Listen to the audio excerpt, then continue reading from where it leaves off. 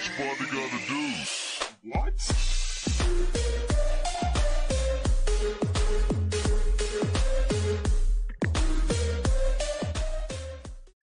Welcome to another video. It's your boy Japanese Tutor, and we're going to learn about all the amazing openings, the most popular openings, and we're going to continue the series with the French defense.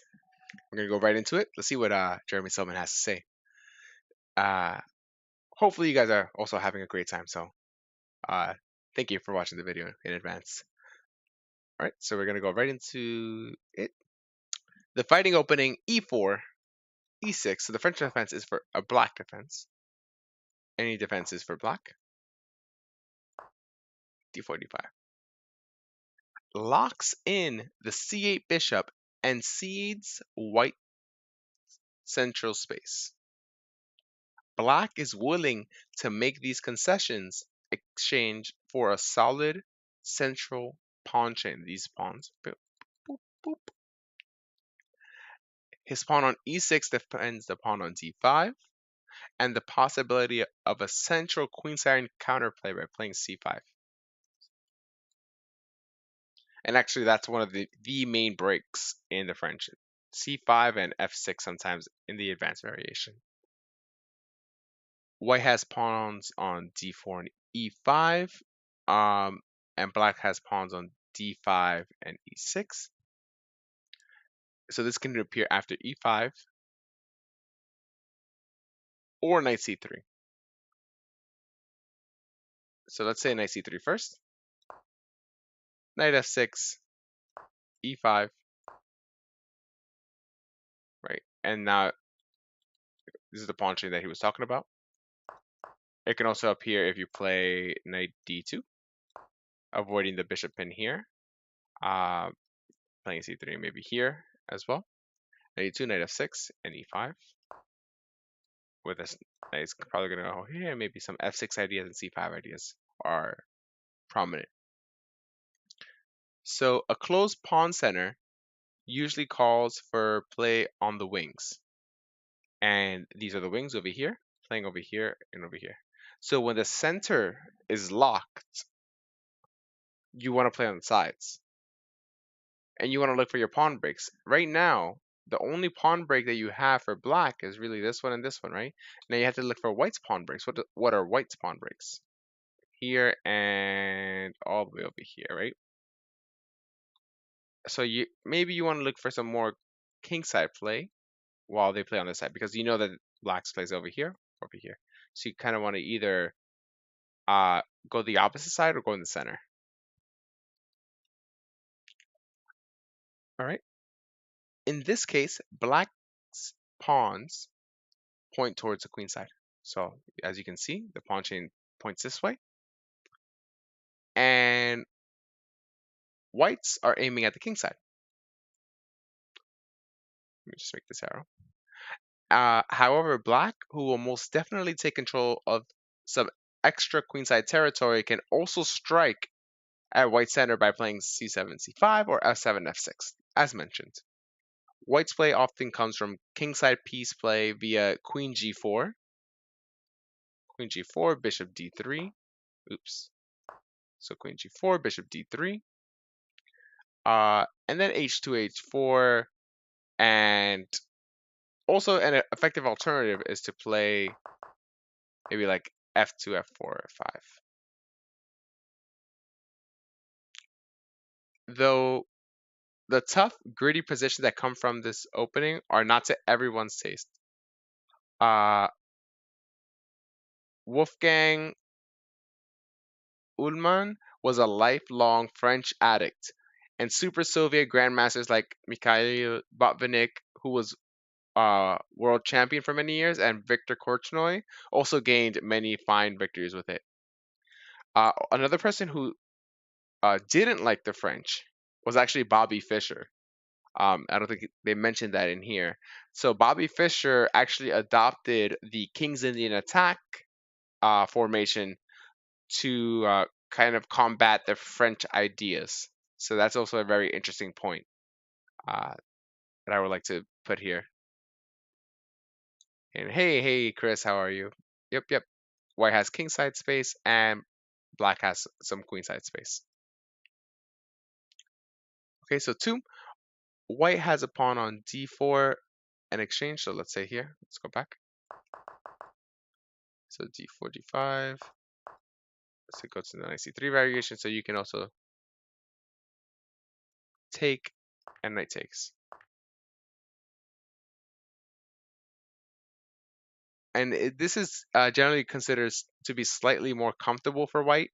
He possesses more space. He can use the e5 square for a home, maybe like this at some point, and owns a good light square bishop, right? So it has a good light square bishop, very easy to maneuver. With the pawn here, it kind of hinders the white bishop. And then with ideas of c6 or maybe a6 or maybe b5. Anyways, not a good not good for white's bishop, white light square bishop, but in this formation, you have more space. So bishops are usually good with more space. And you can easily bother black's king side by playing bishop d3, hitting here in some lines. Black's counterplay rests in a timely c7, c5 advance, and white's d4 pawn, which rests on the half-open d file. This is half open, only because there's a pawn in the way. If the pawn were not in the way, it would be an open file. And as this one is also a semi-open file or a half-open file. Can also become the target if white grows careless. The poor black bishop on c8 will usually come into play by b7, b6, and bishop here, or you can play like this as well. So there are some tricks with this. There are always tricks in chess, but in some lines, if they don't dedicate themselves to planning like where this bishop is, like if they play knight c6, now this bishop is kind of bad, right? So maybe they decide maybe to play like here and here. They have to really focus on what they want to do with this bishop and really take care of it. And I would say the sooner the better. Okay. There are some lines that he doesn't go in, so I want to cover them. Okay, so e4, e6, d4. Now, I'm sorry to say this, but there are a lot of openings are playable, right, in chess, and it just depends on what you like to do. Never make this move. Okay, just trust Japanese tutor. Never make this move. Just don't do it. It leads into very boring positions, and yeah, just don't do it. Okay, that's the one line I won't cover here. If you want an exchange French, you can learn about it somewhere else. So the main lines, I like to play knight c3 here, and let's say here, here, here. You can just play very easily. I like to play on the queen side quickly. Queen g4. Kind of say, hey, put a question to where the bishop is. Let's say c5 is a normal response, and you can play very simple moves. Maybe knight b5 is an idea. You can play knight f3. Another move that if they play here, right, you can play, or yeah, bishop b4, push, 97, a3, captures, captures. And this is a structure known as the Winawer defense, or the French defense, the Winawer variation, and the advanced variation of the Winawer. Okay.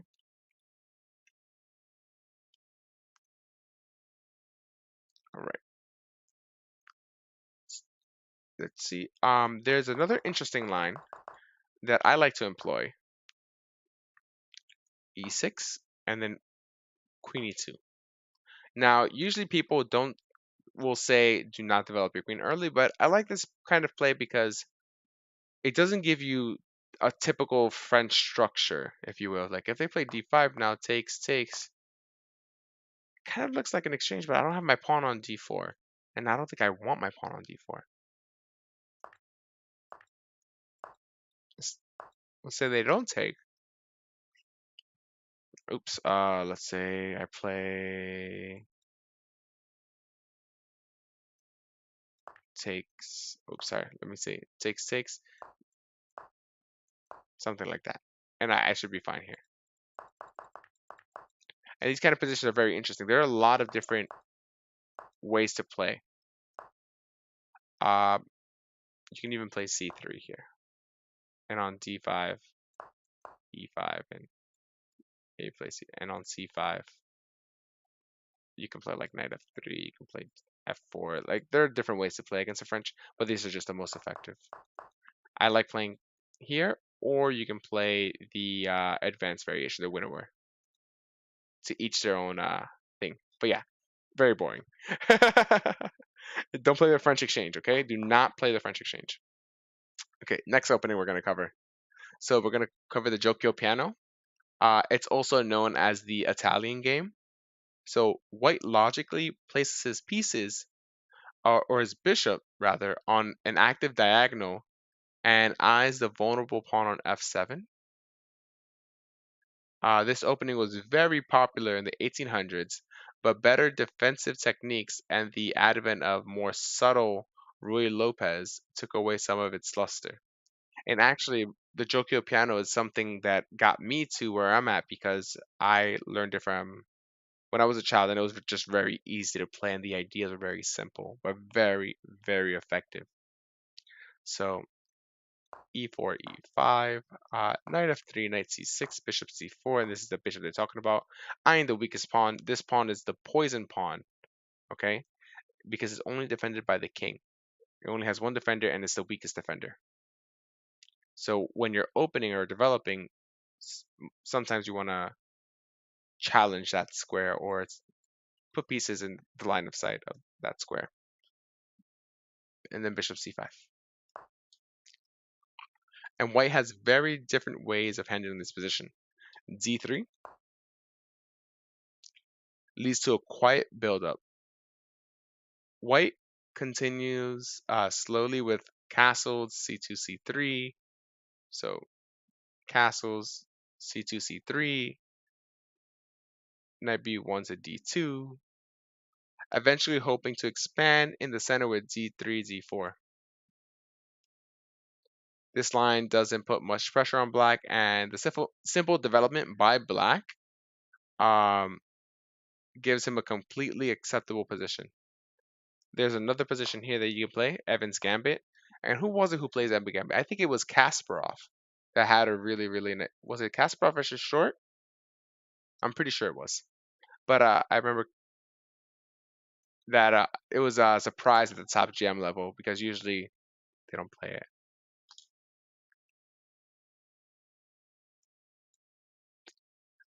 But I'll search it and I'll put the game that I'm quoting below. All right, so b4. Now it gives a pawn away, right? But that's the point of a gambit. So let's say bishop captures c3, and let's say bishop c5, then d4. That's the main point. You want to get a good center at the cost of a pawn. And sometimes you want to play queen b3 in this situation to attack the pawn. Okay. Okay. And the Evans Gambit was considered to be good for white until the world champion Emmanuel Lasker and other analysts came up with defenses that proved hard to crack. It was then thought to be rather dubious until Kasparov dusted it off and showed that it still contains a lot of. I knew it was Kasparov. Naturally, playing a gambit carries a good deal of risk since the extra material gives the defender a long-term advantage. If black can solidify his position, complete his development, and get his king castled, white might find himself a pawn down and in desperate trouble. If black though he tarries though, he can get blown off the board due to white's lead in development and active pieces. Okay, so both of these lines are acceptable. I like to play it, and this is the next line. I like to play c3 myself. C3 leads to the main line. It takes control of the d4 square, and prepares to grab the center with d2, d4 advance, right? Okay, and black has to take active measures against this. Indecisive play will allow white to carry out his plan with all the spatial gains and perks that go along with a successful annexation of the center.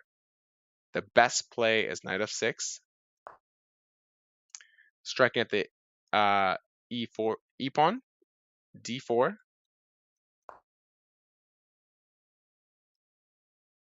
e captures, c captures, bishop b4, bishop d2.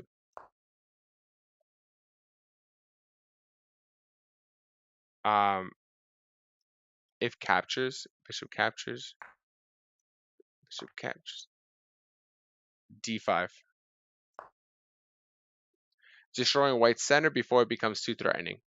E captures d5, knight captures d5, queen b3, knight c to e7. When white's more active pieces compensate for his isolated d pawn, right here, and chances are considered to be about equal. Okay, so there's a line that he didn't mention, and I want to go over that line as well. Okay, so I like to play c3, and after here, I like to play d3.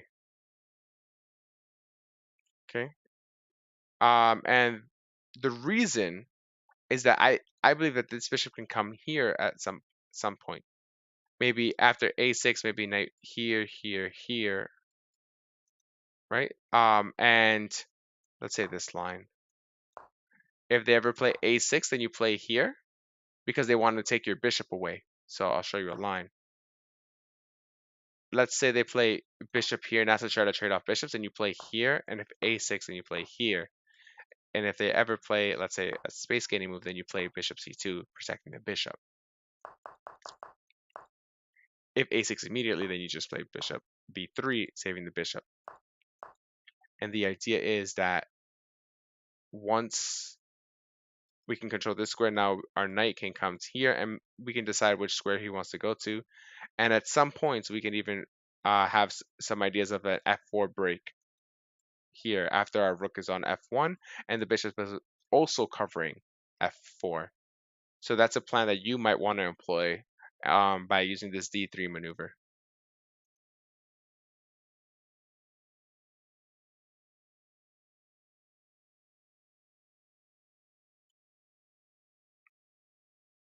Yep. You cannot book up on the novelties. Yeah, it's really difficult to book up on everything, but we're going to go over one of my favorite openings. One of my absolute favorite openings to play in blitz chess, and I've played it, I think, over the board a couple of times. It's considered to be dubious, but he goes into this. The Grob. 1 g4. With the horrible looking g4, white grabs kingside spades and prepares to place his bishop on the g2, right? A8 diagonal. The problem with the Grob is that white's kingside is weakened. The f4 and h4 squares can easily fall into enemy hands. His pawn thrust doesn't make any challenge for central squares, and the need to defend g4 will cost white a bit of time. Though black has many ways to answer the opening, the most popular is c5. Let's see, actually, let me see if he,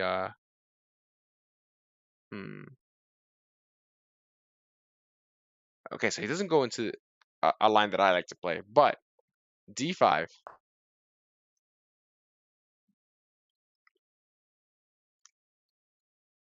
then h3.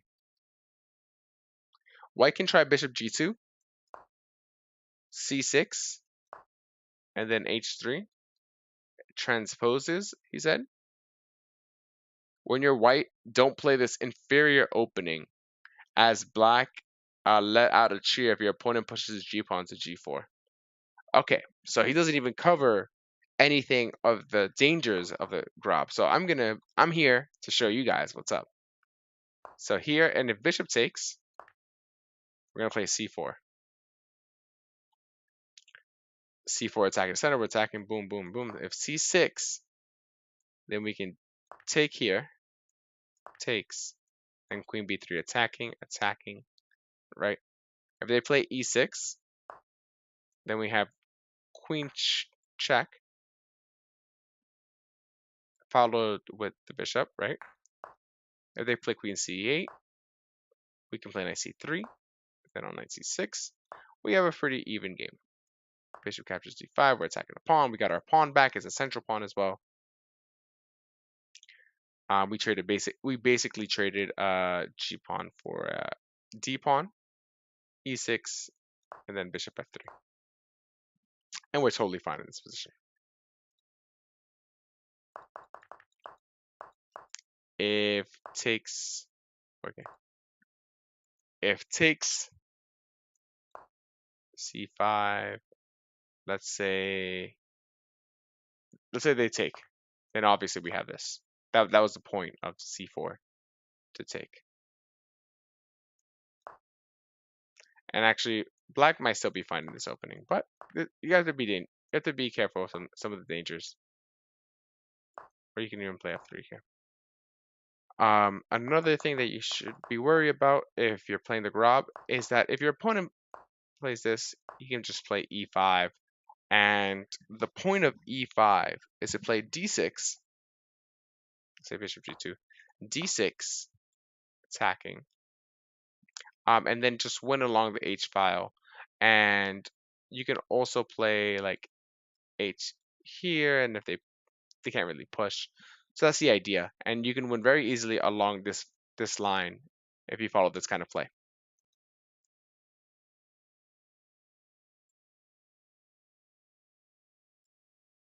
Okay, and we'll do one more, and then we'll be done for today.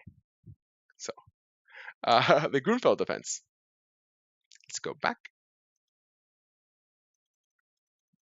Okay, introduced in 1922, this very modern opening challenges the age-old wisdom that a full pawn center is a valuable commodity. After d4, knight f6, c4, g6, knight c3. Black actually dares white to build a seemingly overwhelming center with d5. C captures d5. Knight captures d5. e4. Knight captures c3. B captures. And the Grunfeld laughs at white's huge pawn center. This position gives us a real battle of philosophies. White will try to give his center as much support as possible, since if he can succeed in making it indestructible, black will find himself without space and without counterplay. In an effort to label white center as a target, black will hit the middle with everything he can throw at it. Black would also try to force a pawn advance d4, d5, or e4, e5 when squares suddenly make themselves available to the black army. Okay, and let's look at the following sequence. Bishop g7. Now black has two pieces hitting d4. Bishop c4.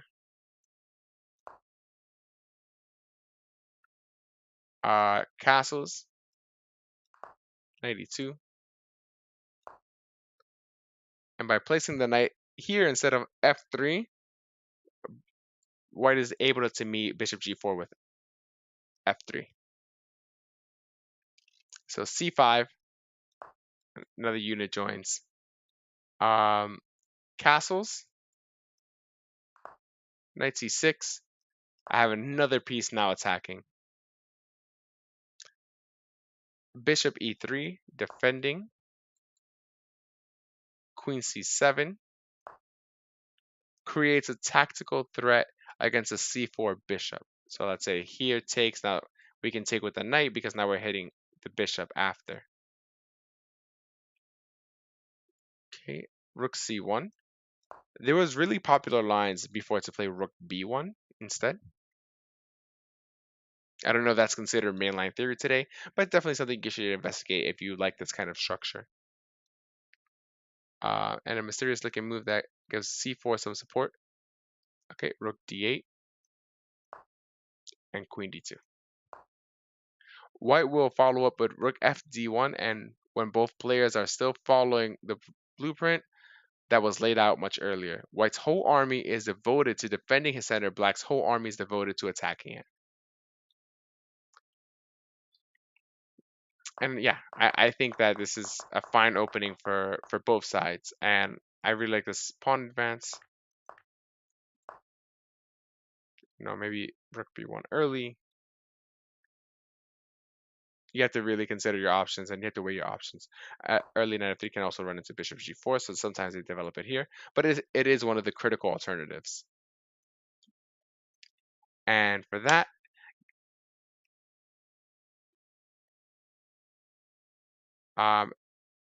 thank you so much for being here. I really appreciate our time that we had together. If you learned something today, consider subscribing, as we're going to have more videos on it. Thank you so much for the recent support, and let me know if you have any questions down below.